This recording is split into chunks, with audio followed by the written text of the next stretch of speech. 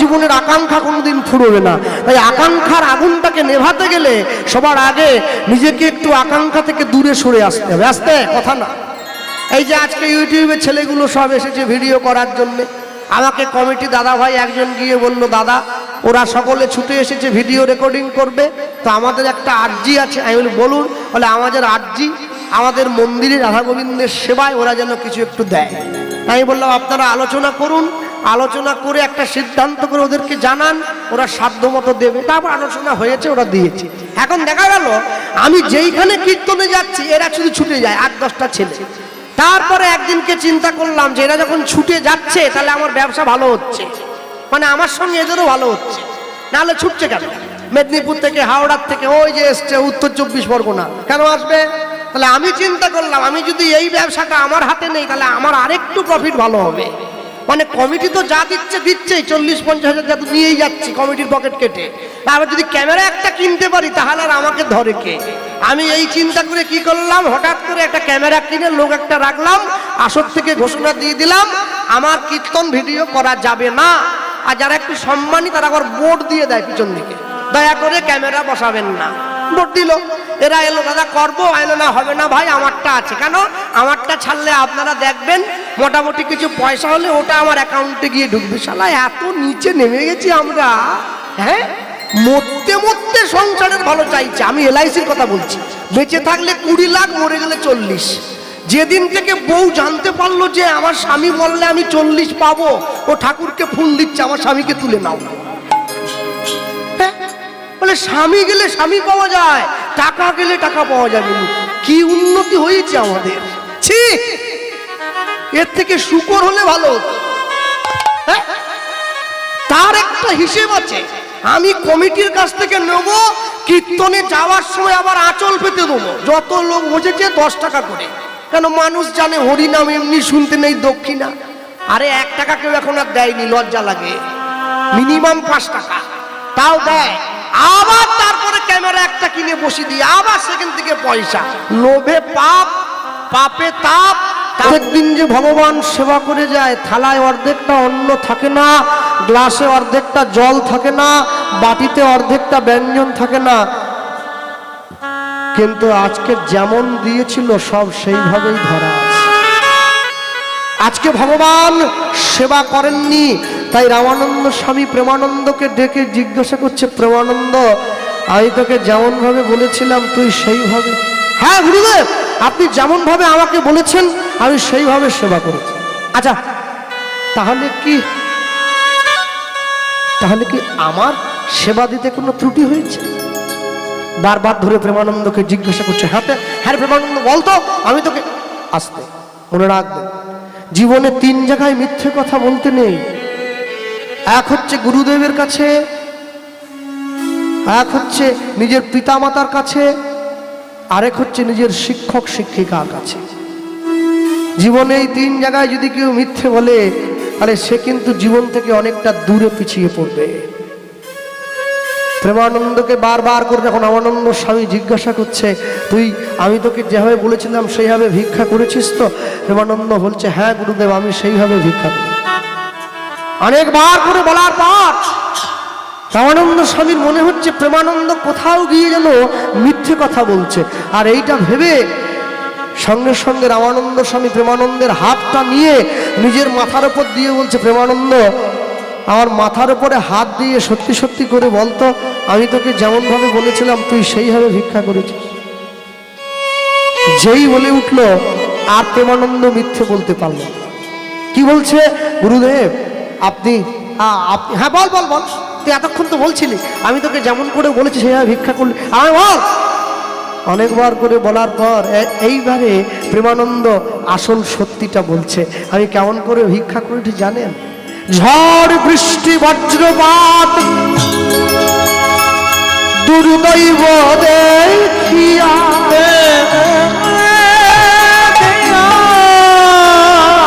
কেমনে পাইব ভিক্ষা, সবাই দিল ফিরাইয়া, সবাই দিল ফিরাইয়া। এক ঘর হইতে আমি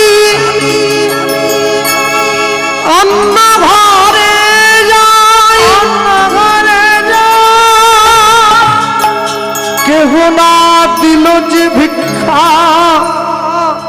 কেহ ফিরিয়া না চায়, কেহ ফিরিয়া না চায়। জমিদার ধরনী মরে করুণা করিয়া, করুণা করিয়া 21 মুষ্টি চাল দিল ভিক্ষার থলিতে ভরিয়া, থলিতে ভরিয়া। যেই সঙ্গে সঙ্গে প্রেমানন্দ বলে উঠল 21 মুষ্টি চাল জমিদার গৃহিণী আমার থলির মধ্যে ভরে দিয়েছে। রামানন্দ স্বামী চিৎকার করে উঠল, এ তুই কি করলি? এতবার করে তোকে না বলা সত্ত্বেও আবার নিষেধ, আমার কথাকে অগ্রাহ্য করে তুই একটা বাড়ির থেকে।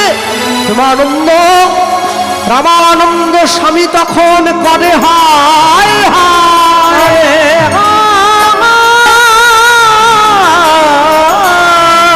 শ্রী গোবিন্দ উপবাসী কি হবে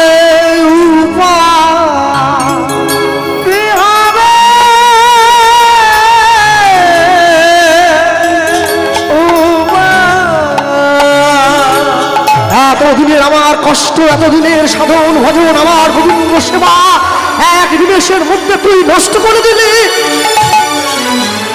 রামানন্দ স্বামী ছুটে গিয়ে প্রেমানন্দের হাত ধরে বলছে, শোন, যে অন্যায়ের জন্য, যে অপরাধের জন্য তুই এত আমার সঙ্গে ছলনা করলি, আমার সঙ্গে কপটতা করলি, আমার সঙ্গে অন্যায় করলি, শোন প্রেমানন্দ, আমি তোর গুরুদেব তোকে অভিশাপ দিচ্ছি, অভিশাপ দিলাম, এই ঘোর অপরাধ নিচ কুলে যাইবা, বলে যাইবা, আজ হইতে কৃষ্ণ সেবায় বঞ্চিত হইবা, বঞ্চিত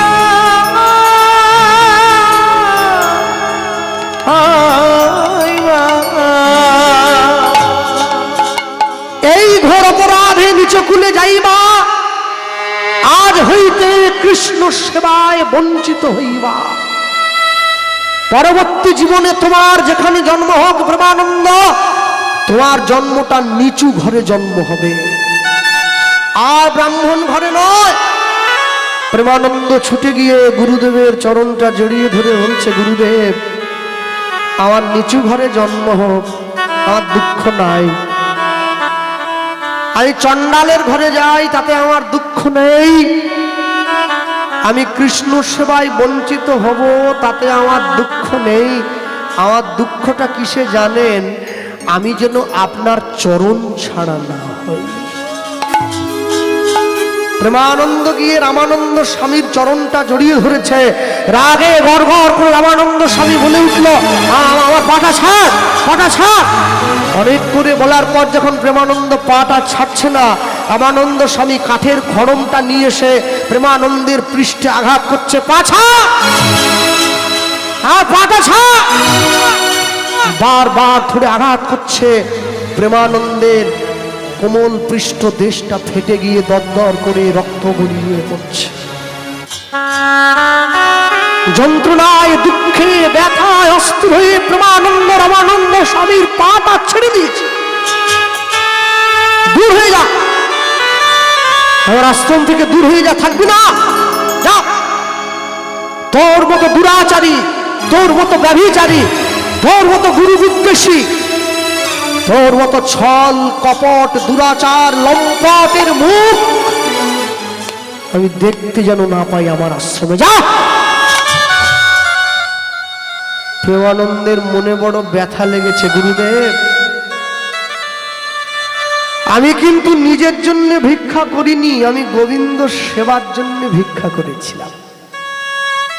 তারপরেও আপনি আমাকে মেরে তাড়িয়ে দিলেন আশ্রম থেকে। হ্যাঁ দিলাম, আর এক মুহূর্ত তুই যদি আমার এইখানে বসিস, আমি ভুলে যাব, আমি ভুলে যাব, আমি ভুলে যাব যে তুই আমার শিষ্য। যা, চলে যা, আমার গোবিন্দ না খেয়ে আছে, আমি উপোস করে আছি, আমার গোবিন্দ উপোসে আছে, আমার মাথার ঠিক নেই, তুই চলে যা। আসতে আপনারা বাড়িতে কীর্তনে হরিনামে মন্ত্র বলে শোনেন না? গুরু ব্রহ্মা গুরু বিষ্ণু গুরুদেব মহেশ্বর গুরুরেব পরম ব্রহ্ম তস্मै শ্রী গুরবে নমঃ। যদি আমরা এই মন্ত্রটার বাইরের দিকটা ধরি, গুরু ব্রহ্মা, যেই গুরু সেই ব্রহ্মা, গুরু বিষ্ণু গুরু মহেশ্বর, এটা বাইরের দিক। আচ্ছা, যদি আমি ভিতরের দিকে ধরি, গুরু ব্রহ্মা, ব্রহ্মার কাজ কি? সৃষ্টি করা। গুরু ব্রহ্মা গুরুদেব আমাদের অন্তরে ভক্তির বীজটা সৃষ্টি করছেন। গুরু বিষ্ণু, বিষ্ণুর কর্ম কি? পালন করা। গুরুদেব অন্তরে কৃষ্ণ প্রেমের বীজটাকে পালন করছেন। গুরুদেব ও মহেশ্বর, মহেশ্বরের কাজ কি? সংহার করা। আমাদের অন্তরের অন্যায়টাকে সংহার করছেন, যেমন ভাবে প্রেমানন্দের অন্যায়টা সংহার করলেন। আস্তে যে সমস্ত ইয়ং ছেলে মেয়েরা দাঁড়িয়ে বসে আছো, দেখবে ভারতবর্ষের মাটিতে কত বড় বড় নায়ক নায়িকা দেখা যায় না? ঐশ্বর্য রায়, দীপিকা পাডুকোন। আচ্ছা, তাহলে যে নায়ক নায়িকা সিনেমা দেখার জন্য এত ভিড় হয়, সিনেমা হলে গিয়ে এত চিৎকার করি আমরা, হ্যাঁ, শাহরুখ খান নায়ক, সালমান খান, দীপিকা, এই সব আছে সব। আচ্ছা, একটা কাজ করলে হয় নাকি? কালকে সকালবেলায় ঘুম থেকে উঠে কাজে যাওয়ার সময় আমরা একটা শপথ করি, এসো কি আমরা সকলে মিলে শাহরুখ খানের ছবিতে প্রণাম করে কাজে যাব। আমরা ও ঠাকুর ঠাকুর বাদ দাও, হ্যাঁ, যতই নায়ক নায়িকার ছবি তোমরা দেখো, প্রণাম করার সময় কিন্তু দেবাদিদেব মহাদেবের খালি গায়ে ওই ছাই মাখা ছবিটাকেই লোকে প্রণাম করে। কেন কেন প্রণাম করে? মনে রাখবে, দুধের দাম যদি 10 টাকা কিলো হয়, ওটা সবার সামনে বসে খাওয়া যায়। মদের দাম যদি 1 লক্ষ টাকাও হয়, ওটা বাঁশ বনে গিয়েই খেতে হয়। এটাই হচ্ছে দুধের সঙ্গে মদের তফাৎ। হরি বল, হরি বল। ভালোটা যত ছোটই হোক, খারাপটা কোনোদিন ভালোটাকে ছাপিয়ে যাবে না। দেবাদিদেব মহাদেবের ছবির দিকে তাকালে আমাদের মনে পড়ে ভারতবর্ষের মানুষ ভোগকে ভালোবাসেনি, ত্যাগকে ভালোবেসেছে। আর বড় আশ্চর্য লাগে, আমরা বিজ্ঞাপন দেখে ছুটে যাই। মনে রাখবে, যে জিনিসটার বিজ্ঞাপন যত বেশি হয়, ওটা তত বেশি খারাপ। মায়ের হাতে তৈরি করা আটার রুটির বিজ্ঞাপন হয় না, পচা পাউরুটির বিজ্ঞাপন হয়। হ্যাঁ, সব সময় পৃথিবীতে যে জিনিসটা খাঁটি, যেটা আসল, সেটার প্রচারের দরকার হয় না, ঠিক তার কদর করে মানুষ নিয়ে যায়। তুমি যদি চিনি তৈরি হতে পারো না, অন্ধকারে সাপের জিভেও তুমি মিষ্টি বলে মনে হবে। আর যদি বিষ তৈরি হও, তাহলে আলোতে বসেও লোকে তোমায় মুখ দিলে তোমাকে সেই তিতো বলেই মনে হবে। হ্যাঁ, আমার তো 365 দিনের মধ্যে 200 দিন ছুটে বেড়ানো কীর্তনের জন্য। এই 200 দিনের মধ্যে 100 দিন 24 পরগনা। তে কলকাতা পেরিয়ে আসা যাওয়া করতে করতে পুলিশগুলোর সঙ্গে একটা পরিচয় হয়েছে, খুব সুন্দর জানেন। ওরা দেখলেই চিনে যায়, আমার গাড়িতে নাম লেখা নেই, ও দেখলেই বোঝে। হ্যাঁ, 7866 গোপালকৃষ্ণ পাল আসছে, ওই 7866। আশ্চর্য কি, রাত্রেবেলা গাড়ির থেকে নামিয়ে একজন অফিসার আমাকে বলছে, স্যার নেমে আসুন। আমি স্যার রোজ তো দেখছেন, তাও কি কাগজ দরকার? বলে কাগজের জন্য ডাকিনি রে ভাই, আমি জানি আপনার কাগজ ঠিক আছে। মেদিনীপুর থেকে হরিনাম করতে যাবেন, কাগজ ঠিক থাকবে না? কাগজ গন্ডগোল কাজ, যেগুলো চোর হয়। আপনি চোর নাকি? আসুন, নেমে আসুন। তা নামাচ্ছেন কি জন্য? বলে ছবি তুলবে একটা আপনার সঙ্গে। এই রাত্রিবেলা রাস্তার মধ্যে ছবি তুলবে, লোক দেখলে তো আরো খারাপ বলবে আমাকে। বলে পুলিশের চোর ধরেছে, ছবি তুলে থানায় নিয়ে যাচ্ছে। বলে না, ওইরকম করে নয়, আপনাকে জড়িয়ে ধরে তুলবো। চোরকে কি জড়িয়ে ধরি নাকি? বলি ও যাক, পুলিশের কিন্তু দুটোই মারাত্মক, বন্ধুত্ব আর শত্রুতা। খবরদার। জড়িয়ে ধরে ছবি তুলছে। আমি বলি স্যার আমি তো কোনো নায়ক টায়ক গায়ক টায়ক কেউ নয়, আমার ছবি তুলছেন কেন? বলে কেন তুলছি জানেন, সব সময় না মোবাইলে চোর চিটিংবাজগুলো ছবি দেখে দেখে আমরা একবারে ক্লান্ত হয়ে গেছি। মাঝে মাঝে না ভালো মানুষের ছবি থাক, মনটা খারাপ হলে একবার দেখবো। হ্যাঁ, যাই হোক, আপনারে লয়ে বিব্রত রহিতে আসে নাই কেহ অবনী পরে, সকলের তরে সকলে আমরা, প্রত্যেকে আমরা পরের তরে। আমি নিজে ভালো থাকবো, আমি নিজে ভালো খাবো, এজন্য পৃথিবীতে আসিনি। হ্যাঁ, আমি নাম উল্লেখ করবো না। আস্তে হয়তো কীর্তন করে আমার গাড়ি বাড়ি সম্পত্তি বিশেষ কিছু হয়নি, আমি মানি। অনেকের অনেক কিছু হয়, আমার হয়নি। কিন্তু কি জানেন, আমার মুখে সনাতন ধর্মের কথা শুনে হ্যাঁ কম করে 30 থেকে 40 জন বিধর্মী তারা আমার সনাতন ধর্ম গ্রহণ করেছে। এটাই আমার কাছে বড় আনন্দের, আর কিছু হোক আর না হোক। জীবনের বড় প্রাপ্তি কি বলুন তো, আমি মানুষকে বুঝিয়ে দিতে পেরেছি আমার সনাতন ধর্মের গুরুত্ব কতটা। হ্যাঁ, যে নদী হারায়ে স্রোত চলিতে না পারে, সহস্র শৈবাল ধাম বাঁধি আসি তারে। যে জাতি জীবন হারা অচল অসার, পদে পদে বাঁধে তার জীর্ণ লোকাচার। পৃথিবীর শ্রেষ্ঠ প্রেমের নিদর্শন তাজমহল নয়, পৃথিবীর শ্রেষ্ঠ প্রেমের নিদর্শন রাম সেতু। স্ত্রীর ভালোবাসায় আবদ্ধ হয়ে বনের জন্তুগুলো পর্যন্ত সেতু তৈরি করে দিয়েছে। ভালোবাসা একে বলা হয়, ভালোবাসা একে বলা হয়। হ্যাঁ, আমি মানুষ চেয়েও করেছিলাম ভুল, আমি মানুষ চেয়েও করেছিলাম ভুল। তুমি ছিলে শুধু রং করা পুতুল,